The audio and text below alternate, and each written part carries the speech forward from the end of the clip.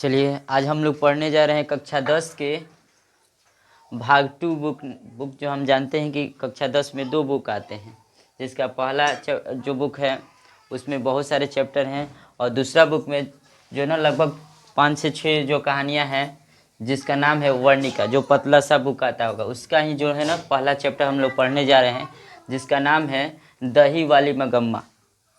बहुत ही अच्छे जो ना ये कहानी है जो कि बहुत ही इजी तरीके से मैं पढ़ाने जा रहा हूँ और बहुत ही अच्छे से समझ में आएगा। अगर आप अच्छे से सुनेंगे 10 से 15 मिनट की ये कहानी है और अच्छे तरह से जो है आपको समझ में आ जाएगी, सिर्फ आपको ध्यान से सुनना होगा। चलिए स्टार्ट करते हैं। सबसे पहले जानते हैं इस कहानी का क्या नाम है, दही वाली मगम्मा। एक औरत है जिसका नाम है मगम्मा, उन्हीं के नाम पे ये कहानी का नाम रखा गया है। ये जो इनके लेखक जो हैं जो इस कहानी को लिखे हैं उनका नाम है श्रीनिवास जी। क्या नाम है?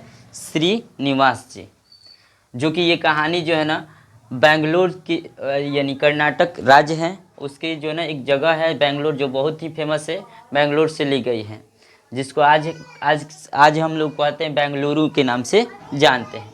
ये कहानी जो है कन्नड़ भाषा में लिखी गई है, जो कि कर्नाटक में कन्नड़ भाषा बोली जाती है, जो अपनी भाषा में लिखी गई है। लेकिन हम लोग तो अभी तो हम लोग हिंदी में पढ़ते हैं, तो ये हिंदी को जो ना हिंदी में अनुवाद करने वाला यानी ट्रांसलेट करने वाला दूसरा है। वो हिंदी में अनुवाद करने वाला जिसका नाम है B.R. नारायण। याद रखना है कि देखो लेखक अलग है, लेखक जो है ना लिख दिया वो अपनी भाषा में लिखा था, लेकिन इसको जो ना हम लोग के बीच प्रेजेंट करने वाले आज हम लोग हिंदी के बुक में पढ़ रहे हैं, तो हिंदी में जो ना कन्वर्ट करने वाले उनका नाम है B.R. नारायण। ठीक है। यह कहानी कहाँ से ली गई है तो जानते ही है, कन्नड़ भाषा है, बताएंगे कि कर्नाटक से ली गई है, तो यानी बेंगलोर से ली गई है। बेंगलोर की एक जगह है, गांव का नाम है जिसका नाम है बैकुंठपुर। क्या नाम है? बैकुंठपुर। याद रखना, ये जगह पूछता है कि ये कहानी कहाँ से ली गई है, तो बेंगलोर की एक जगह है जिसका नाम है बैकुंठपुर से ली गई है। इस कहानी के पात्र पूछ देगा, इस कहानी में कौन कौन पात्र है, कितने पात्र हैं, उनके नाम बताएं। तो हम क्या बताएंगे, एक मगम्मा है जो कि यही जो है ना इस कहानी का बोल सकते हैं नायक है, यानी नायक का मतलब हीरो है। तो ये मगम्मा है और उनकी एक जो है ना बेटा है, और बेटा का नाम तो नहीं दिया है लेकिन उनकी बहू का नाम दिया है। इस बेटा का जो शादी हो चुका है उनका बहू का नाम है नजम्मा। क्या नाम है? नजम्मा। और उसका नजम्मा के एक पुत्र है, यानी मगम्मा के एक पोता है। ठीक। और उसमें एक और भी पात्र हैं जो कि खलनायक के रूप में काम किया है, जिसका नाम है रगम्पा। ये जुआड़ी है, पेशे से क्या है? जुआड़ी है। और एक शहर में जहाँ बेंगलोर शहर में जाती है जहाँ दही बेचने, वहाँ पर एक और भी औरत है जिसके से ये मगम्मा जो ना अपनी सारी बातों को साझा करती है, जिसका नाम है, नाम क्या, नाम नहीं दिया, जिसको माजी के नाम से बुलाती है। चलिए अब ये तो हम कहानी के पात्र भी जान चुके हैं, अब कहानी के साथ हम लोग बढ़ते हैं। इस कहानी में होता क्या, बहुत आसान तरीके। ये कहानी एक बहू और सास की है, जो कि हर घर में ये कहानियाँ होती रहती हैं। चलिए देखते हैं, इस कहानी को ध्यान से समझिए। इस कहानी में एक मगम्मा नाम की औरत है जिसकी जो एक बहू है, और ये मगम्मा के जो है ना पति जो है ना नहीं है, अर्थात कह सकते हैं मगम्मा जो है एक विधवा औरत है। और इसकी एक बहू है जिसका नाम है नजम्मा। नजम्मा अपने बेटे यानी मगम्मा के पोता, एक दिन क्या होता है कि नजम्मा जो है ना अपने बेटे को पीटती है। तो जाहिर सी बात है, जब कोई बहू अपने बेटे को पीटती है तो उसकी दादी माँ जो है ना बहुत उससे प्रेम करती है, इसलिए वो बहू को भला बुरा कहने लगती है, यानी कह सकते हैं बोलने लगती है। उसी तरह से मगम्मा भी है बेचारी, ये भी क्या करती है, एक दिन इसकी बहू जो है नजम्मा जो है ना अपने बेटे को पीटती, यानी मगम्मा के पोते को पीट रही है। इस पे जो है ना मगम्मा जो है ना उससे गुस्सा हो जाती है, पीटते हुए देखकर उसको बोलने लगती है, जिसमें नजम्मा जो है ना गुस्सा हो जाती है, कहती है कि हमारा बेटा है, हम पीटे या कुछ भी करें, आपको क्या है। मतलब ये कहना चाहिए ठेठ भाषा में कहें कि तहार क्या बा, हम पीटी चाहे कुछ करें। ठीक है। तो इस तरह से जो है ना इसको बुरा लग जाता है कि हम कमाते हैं, हम दही बेच के रोजीना लाते हैं पैसा, तुम लोग को हम अपने पोतों को खिलाते हैं, इतना भी हक नहीं है हम बचा सके। रोजीना वो शहर जाती है, दही बेच के लाती है। अब इनका के जो है ना गहना गुड़िया भी बनाती है हमेशा। अपने पास से उतना चिंता नहीं रहता कि इसको क्या है, खाना है बस। बाकी किसके लिए दही बेच रही है? इस बुढ़ापा में थोड़ा सा एज भी है, बुढ़ापा में किसके दही बेच रही है? इन्हीं लोग के लिए बेच रही है। और इन्हीं लोग के बेच रही है, आई लड़का वाला हो जा रही है, इसलिए गुस्सा हो जाती है। और जो है ना यानी अपने बेटे यानी नजम्मा के पति से जब आता है घर तो बोलती है कि जैसे नहीं बोलती है, एक माँ हमेशा अपने बेटे से कहती है अपनी बहू की शिकायतें, वो ऐसे करती है। कहती है कि देखिए ना, देखो ना कि जो है ना नजम्मा जो है ना मेरे पोते यानी अपने बेटे को पीट रही थी, हम उस पर बोल दिए तो भला बुरा कह रही है। बहुत मतलब ये थोड़ा सा बार बार होता रहता था। तो क्या होता है इसमें, बेटा जो है ना अब किसी के सामने किसी की तरफ बोलेगा तो किसी को बुरा लगेगा। तो वो बेचारा कहता है क्या कि छोड़ो ना माँ, तुम लोग तो रोजीना ही हमको परेशान करो। एक तो बाहर से हम कमाने जाते हैं, उधर कोई बात सुनते हैं, तुम को घरे आते हैं तो तुम लोग का बात सुनते हैं। वो जो है ना वो गुस्सा जाता है, बार बार की बातें होती है। तो एक दिन जो है ना जिस दिन लास्ट हो जाता है उस दिन बेटा कहता है कि क्या चाहती हो तुम लोग, कैसे शांत रहोगे, अपना अपना खाना बना के खाओगे?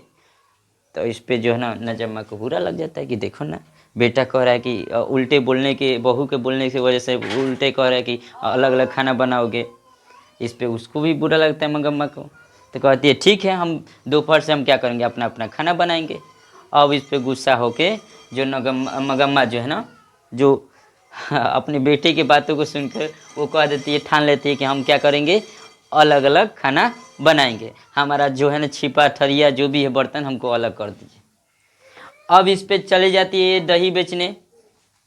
दही बेचने जाती है कहाँ से, बैकनपुर से बेंगलोर जाती है दही बेचने के लिए। इसके बीच तीन मील लगभग 3 मील की दूरी होती है। रोजीना जाती है पैदल, रोजीना आती है। इस पे होता क्या है कि ये जो है ना अब मगम्मा जो है ना अलग खाना बनाने लगती है और ये अब नजम्मा जो है ना अलग खाना बनाने लगती है। अपने पोते को अपने पास से नहीं जाने देती है, मतलब कहने का मतलब अपने बेटे को अपने दादी के माँ जो है ना मना कर देती है कि नहीं जाना है। ठीक, अब होता क्या है कि अब तो जो मगम्मा है अब दही बेच के जो है ना जो उन अपने बहू के पोते के लिए जो लाती थी वो पैसा तो अब बच रहा है। अब बच रहा है तब उसको जो है ना समझ में आता है कि ज़िंदगी भर तक कमा रहे हैं हम, जिंदगी में कमा के उन लोग को दे रहे हैं, तभी हम भी बोलिए सुन रहे हैं। अब वो सोचती है कि हम भी जो है ना क्या करेंगे, थोड़ा सा अपने शरीर पे ध्यान देंगे। तो एक दिन जाती है तो शहर में जाती है तो जिसके यहाँ रेगुलर दही देती है उनका नाम है माँ जी, माँ जी के नाम से संबोधित करती है।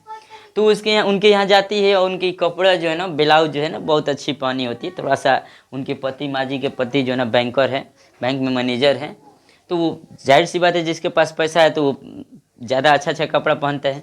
तो उनको भी देख के जो है ना मगम्मा को भी देख के जो है ना उनके जैसा ब्लाउज सिलाने के मन में आ जाता है। वो कहती है माँ जी आपके ब्लाउज का कितना लगा होगा सिलवाने में, देखिए ना हमको भी मन कर रहा है। तो वो बताती है माँ जी ये ब्लाउज का जो है ना मखमल का है 8 रुपये लगा है। कितने रुपया? 8 रुपये लगा है। तो मगम्मा भी सोच लेती है कि हम भी क्या करेंगे, ऐसा ब्लाउज सिलवाएंगे। अब पैसा रख के क्या करेंगे, अपने पे ध्यान देंगे।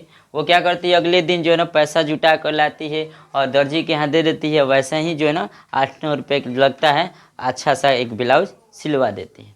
इस तरह से वो भी अब अच्छा से कपड़ा पहनने लगे हैं और अच्छा से सज धज, मैंने कह सकते हैं ज़्यादा सज धज मतलब अच्छे कपड़े पहनना शुरू करती है।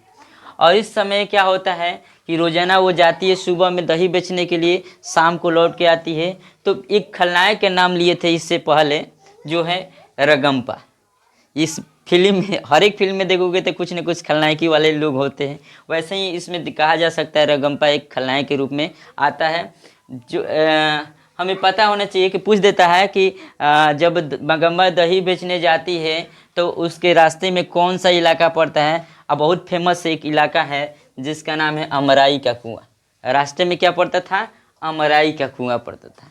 यहाँ पर ये लोग जो है ना रगम्पा और बहुत सारे लोग थे जुआ खेलते थे। नहीं देखे गाँव में जो है ना जहाँ पर छाँव हो, जहाँ पर एथी हो, व्यवस्था अच्छे हो, वहाँ पर लोग बैठ के जुआ हुआ खेलते हैं। वैसे ही रगम्पा भी खेलता था। तो रगम्पा ने नोटिस किया कि बहुत अच्छे अच्छे कपड़ा पहन के चल रही है, लगता है इसके पास बहुत पैसा है। वो हमेशा परेशान किया करता था, किसको? मगम्मा को। वो हमेशा कहते थे कि हमरे को दे दो ना कुछ पैसा, बताओ दे दो ना पैसा बताओ। ये इग्नोर करती रहती थी, वो चली जाती थी, वो पीछा करता रहता था, लेकिन नहीं बोलता था, वो भी नहीं कुछ बोलती थी। लेकिन एक दिन हद हो गया, वो अब जो है ना उस रगम्पा जो है ना जान चुका था कि इसके पास पैसा है, इसलिए वो रास्ते में उसको जो है ना उसके बाह को पकड़ लिया। बाह को पकड़ने मतलब ऐसे पकड़ लिया कि हमको पैसा दो, ज़रूरत है, क्योंकि जुआड़ी लोग जानते हैं वो पैसा के लिए कुछ भी करते हैं। तो कुछ लोग कहते हैं कि रगम्पा जो है ना चाहता था मगम्मा से शादी करना, जो कि ये सही नहीं है। इतना ये सारी बातें तो नहीं लिखा गया है। फिर वो पकड़ लेता है तो नहीं हो लगता है कि जैसे फिल्म में दिखाता है कि कोई पकड़ लेता है हाथ तो वो सपने में सोचने लगती है, वैसे वैसे। तो मगम्मा को उस समय जब जैसे वो पकड़ के हाथ बैठाया था, उनको कुछ समय के लिए लगता है कि हमारे पति जो है ना जैसे पकड़ते थे हाथ, उनसे भी जो है ना एक अलग किस्म के ये हाथ पकड़ा हुआ है। तो इस वजह से जो है ना क्या होता है कि मगम्मा जो है ना डर जाती है और वहाँ से चली जाती है। और चली जाती है तो फिर दूसरे दिन जाती है तो अपनी माँ जी को ये सारी बातें बताती है। तब तक इसके बहू को यानी नजम्मा को पता लग जाता है कि हमारे सासू माँ के पास बहुत पैसा हो गया है, और जिस वजह से रगम्पा जो है ना इसका पीछा कर रहा है पैसा लूटने के लिए। तो हम क्यों ना करें कि वो उनकी जो पैसा वो लूट ले, इससे पहले हम उनके पैसे पे क्या करें, हक जमा लें। इस तरह से जो है ना उसकी बहू जो है ना एक काम करती है, एक दिमाग लगाती है, सोचती है कि हमसे तो वो बोलेगी नहीं क्योंकि हम लोग अलग हो चुके हैं। तो जानती थी कि पोते से बहुत प्रेम करती है मगम्मा जो है पोते से बहुत प्रेम करती है। तो सोचती है, दिमाग लगाती है कि पोते को भेजेंगे, आएंगी तो। इधर जो है ना मगम्मा जो है ना शहर जाती है और माँ जी से बोलती है कि देखिए ना माँ जी, ऐसे ऐसे हो रहा है, पैसा लेके जा रहे हैं, वो रगम्पा नाम के एक जुआड़ी है, वो पैसा छीनने के फराक में रहता है। हमारा एक काम कीजिए ना, हमारा पैसा जो है ना आप अपने पति देव से कह के हमारे बैंक में रखवा दीजिए पैसा, ठीक है। इस तरह से बातें होती है और कहती है कि ठीक है कोई बात नहीं, रखवा देंगे। कहानी आगे बढ़ती है तो होता क्या है, वो घर पे आती है मगम्मा उस दिन दही बेच के। तो अचानक उसके पोते जो है इसके आकर, जिसने होता है कि दादी दादी दादी करते हुए दौड़ते हुए आता है और इनके पैर को पकड़ लेता है। जिस वजह से कितना भी कोई गुस्सा होता है, पोते होते को दादी जब देखती है ना अच्छे से बोलना, अच्छे से प्यार करना, तो बहुत ही जो है ना पिघल जाती है। उसी तरह से मगम्मा भी बेचारी जो है ना पिघल जाती है और उसको अच्छे से खिलाने लगती है, जिसको धीरे धीरे इसकी बहू भी धीरे से आती है। और इस बार जो है ना बोलती नहीं है, इस बार जो है ना बड़ा अच्छा से प्यार से जो है ना मगम्मा के साथ बातचीत करती है, अच्छे से जो है ना व्यवहार करने लगती है। जिस वजह से ये लालच की वजह से कहो चाहे कुछ भी कहो, अच्छा तो हुआ ना।